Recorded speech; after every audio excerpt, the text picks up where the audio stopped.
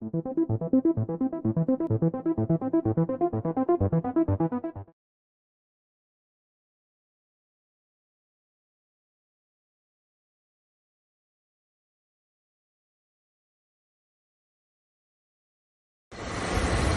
this is boy Miguel from the Mobile Mechanic 757. Just replaced a radiator on a Toyota Camry.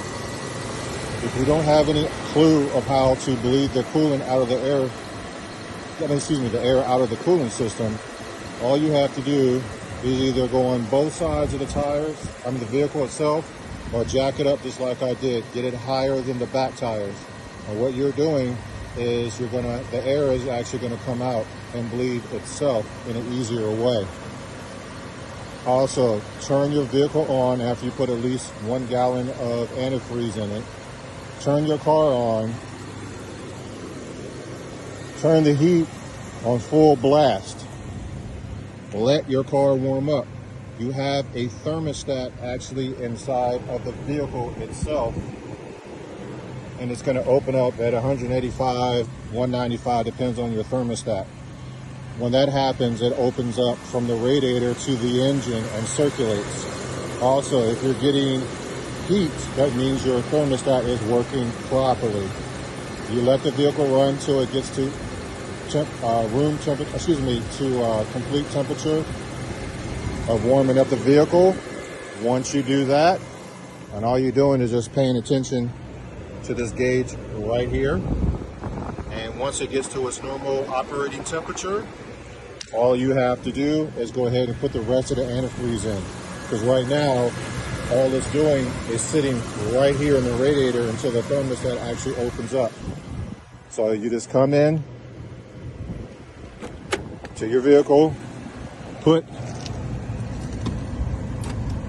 it on heat, you move everything over to heat, full blast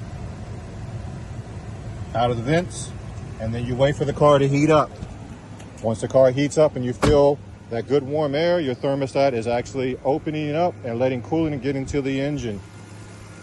This is the universal way of bleeding a car. It works 95% of the time if you do not have any idea how to bleed the air out of the antifreeze or the coolant system. You cannot just dump antifreeze in an empty system. Let me know how that works out for you. You're going to overheat the car. You do not want to blow a head gasket.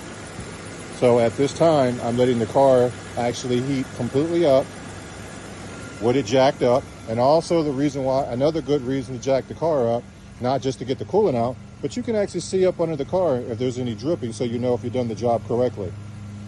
At this moment, I do not see any new dripping in any shape from away. What is there is what I have dripped, which is very little and minimal. But the point of the story is I do not see a single drip, and also I'm letting the car get the air out of its system.